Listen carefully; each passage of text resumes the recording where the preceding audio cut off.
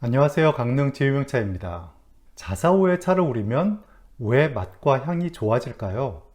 자사를 연구한 이들은 매우 중요한 한 가지 특징을 발견합니다. 자사가 가지는 기공에 주목한 건데요. 어떤 독이나 자기도 갖지 못하는 오로지 자사만의 특징, 통기성에 대해서 오늘 알아보겠습니다. 독이는 통기가 매우 잘 되는 반면에 차를 우렸을 때 차탕이 새어나오기도 합니다. 유약이 안 발라진 독이의 차를 우리면 이 차후의 밑부분에서 물이 흥건하게 배어나오기도 하죠. 반대로 자기는 통기가 전혀 되지 않습니다. 안전하게 차를 우릴 수 있는 반면에 차가 태토와 만나지 못한다는 아쉬움이 있습니다. 자사오는 이 중간쯤에서 이상적인 통기성을 갖습니다.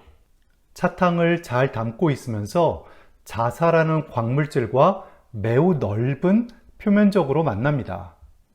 왜 그럴까요? 연구자들은 자사라는 광물질에서 매우 독특한 특징을 찾아냈는데 그게 바로 쌍기공 구조입니다. 쌍중기공이라고 하기도 하고 쌍층기공이라고 부르기도 합니다. 두 가지 서로 다른 물리적 특성을 가지는 기공이 있다는 것인데요. 각각을 개기공, 폐기공이라고 합니다. 하나는 열린 기공이고 다른 하나는 닫힌 기공이죠. 소성된 자사오의 단면이 어떨까 그림으로 그려보면 이 화면과 같습니다. 여러 성분들이 있죠. 석영도 있고 운모도 있고 또 적철광 등도 있습니다. 그런데 이 사이사이에 많은 기공들이 있습니다. 이 빈 공간들을 모두 개기공이라고 합니다. 개방형 기공이죠. 이 하늘색 화살표가 있는 공간입니다. 여기 작은 니료 덩어리라고 적어 놓은 것들이 있는데요. 이게 석영 덩어리고요. 이 덩어리 안에 다시 작은 기공들이 있다는 겁니다. 닫힌 형태로 있다 보니까 이것들을 폐기공이라고 하는데요. 이 폐기공을 통해서는 공기는 드나들 수 있지만 물은 드나들지 못합니다. 이 점 매우 중요합니다. 개기공은 물과 공기를 모두 통과시킬 수 있고 폐기공은 물은 막고 공기만 통과시킵니다. 그런데 자사오는 제작 공정 등에 의해서 실은 다음과 같은 기공 구조가 됩니다. 그림 왼쪽이 자사오의 안쪽이고 이 오른쪽이 바깥쪽입니다. 자사오는 안쪽과 바깥쪽이 조직의 친밀도가 많이 다릅니다. 내부는 송송한 특징이 있는 반면에 외부는 매우 치밀합니다. 일단 이렇게만 알아두시고 차 우릴 때 어떤 일이 벌어질까 한번 상상력을 발휘해 보면요. 개기공을 통해서 차탕이 들어갑니다. 자사오 내벽으로 탕이 스며드는 겁니다.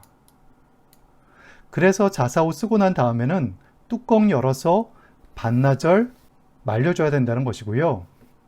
이 개기공은 공간이 매우 넓거든요. 매우 넓은 표면적으로 차탕이 자사와 만나게 해줍니다. 이를 통해서 차맛이 한결 업그레이드 되죠. 개기공을 통해서 들어간 차탕은 공기를 몰아내지만 이 차오 외면까지는 도달하지 못합니다. 이 폐기공들이 물을 막고 있거든요. 그럼 이 남은 기공 부분들은 차탕에서 발생된 향기로 채워지게 되는 겁니다. 향기층이 만들어진 거죠. 향기를 발생시키고 가둬둘 수 있는 구조가 되는 겁니다. 물론 일부 향기는 이렇게 바깥으로 나가기도 하는데요. 그런데 이 표면이 매우 치밀하기 때문에 많이 나가지는 못합니다. 이런 향기층이 있기 때문에 자사오는 맛뿐만 아니라 향기에서도 유리해지는 겁니다. 그래서 자사오는 뚜껑이 평평한 평계 스타일 차오여도 향기를 제법 잘 내는 거죠. 자사와 만나는 표면적은 극대화시키고 발생된 향기는 모아두는 이렇게 절묘한 통기성을 지니고 있기 때문에 자사오는 차를 우리는 최고의 도구라고 평가받는 겁니다. 자, 그럼 이런 역할을 하는 쌍기공은 어떻게 생겨날까요? 일단 먼저 석영 덩어리가 있어야 됩니다. 석영 덩어리로 인한 폐기공이 있어야 됩니다. 이 석영 덩어리가 폐기공을 만들다 보니까 어쩌면 석영이 자살을 규정하는 가장 중요한 성분일 수도 있겠다 싶고요. 그래서 가짜 자살을 만들 때 고룡토 플러스 화학안료에다가 석영사라는 것을 섞기도 하는 거죠. 아무튼 자산이는 일련의 재련 과정을 거쳐서 물기가 있는 축축한 숭리로 만들어 놓으면 자연스럽게 기공이 생깁니다. 그래서 기본적으로 제대로 된 자사니료라고 하면은 니료 단계에서부터 쌍기공 구조를 가지고 있는 거고요. 제작 기법 중에서는 이 박타라고 해서 자사니료들을 두드려주는 과정이 있는데 이를 통해서 불규칙한 기공들이 정리되고 조직이 치밀해집니다. 또 차후박을 매끄럽게 손질해주는 명침이라는 과정을 통해서 과립이 비늘처럼 눕고 겉이 치밀해집니다. 이게 물소뼈로 만든 명침이라는 건데요. 이걸 물에 적셔서 굽기 전에 자사오를 계속해서 손질해주는 거죠. 나중에 소성하고 나면 표면이 매우 치밀해집니다. 마지막으로 소성을 통해서 쌍기공 구조가 완성됩니다. 쌍기공은 자산이의 본질적 특성이고 이것으로 인해서 다른 도토와 자사가 구별됩니다. 제가 자사오를 접한 지 20년이 좀 넘는데요. 20년 전만 하더라도 통기성이라는 것은 이 자사가 가지는 여러 특징들 가운데 그저 하나에 불과했습니다.